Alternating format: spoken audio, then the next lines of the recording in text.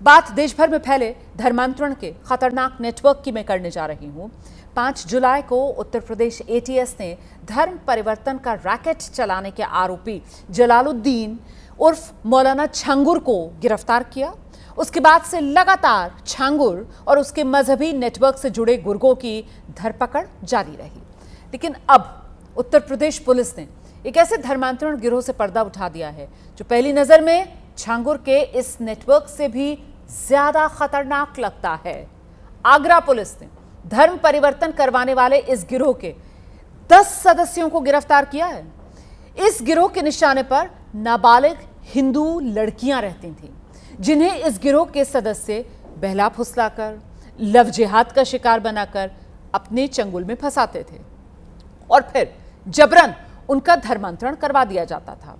कड़ी सुरक्षा के बीच इस मजहबी नेटवर्क के 10 सदस्यों की आगरा की कोर्ट में पेशी की गई है, जिसके बाद अदालत ने इन सभी आरोपियों को 10 दिन की रिमांड पर भेज दिया है।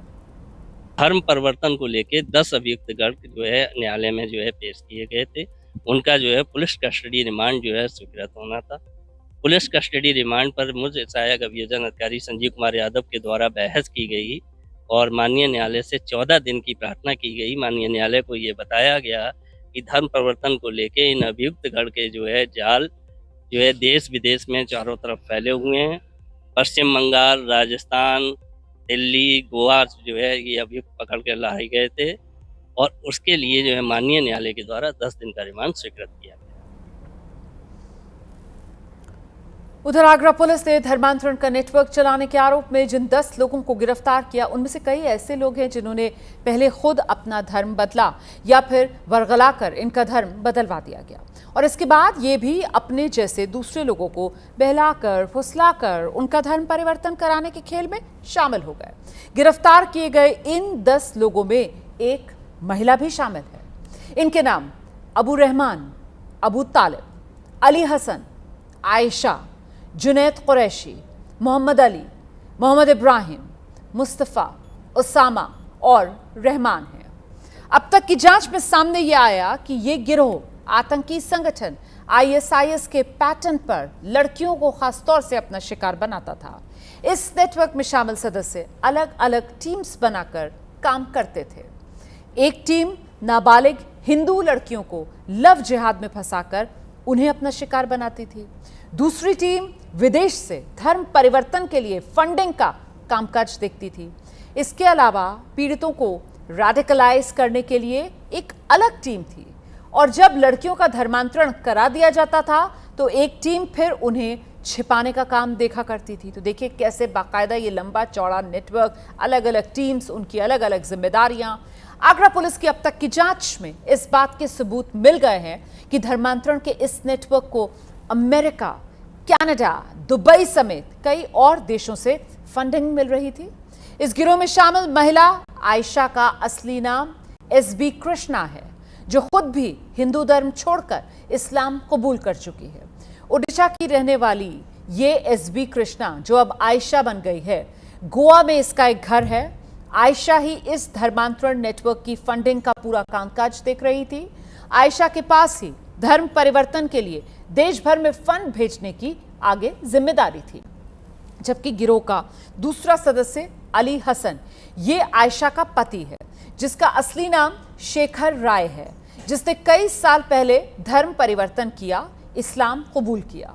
अली हसन कोलकाता के बैरकपुर कोर्ट में कर्मचारी है। इसी के जरिए अली हसन गैंग को कानूनी मदद पहुंचाया करता था और गिरोह के सदस्यों की बड़े बड़े लोगों से जान पहचान करवाने का जिम्मा भी इसी अली हसन का। तो धर्मांतरण का ये खतरनाक नेटवर्क, और इसका पता तब चला जब आगरा के एक शख्स ने अपनी 2 बेटियों की गुमशुदगी का मामला दर्ज करवाया। इसी साल मार्च के महीने में आगरा के सदर इलाके से 2 सगी बहनें और दोनों लापता हो गई।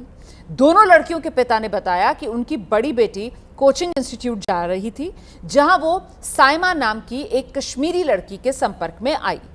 पिता का आरोप कि साइमा ने उनकी बेटियों का ब्रेन वॉश कर दिया।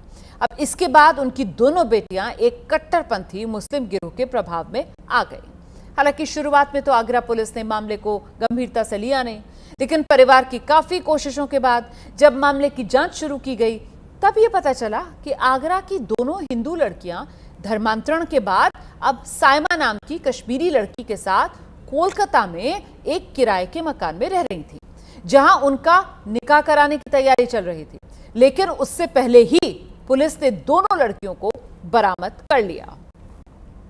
सीआईडी की कोचिंग ले ली थी हमारी बड़ी बेटी के साथ ही वहाँ पर जम्मू कश्मीर की युक्तियाँ पढ़ने आती थी, तो उसमें से एक युक्ति ने उसका धर्म इस्लाम के प्रति उसको पढ़ाया, लिखाया, पढ़ाती रही, लिखाती रही उसके, और उसने उसको धर्म विशेष के लिए अपने साथ जोड़ लिया।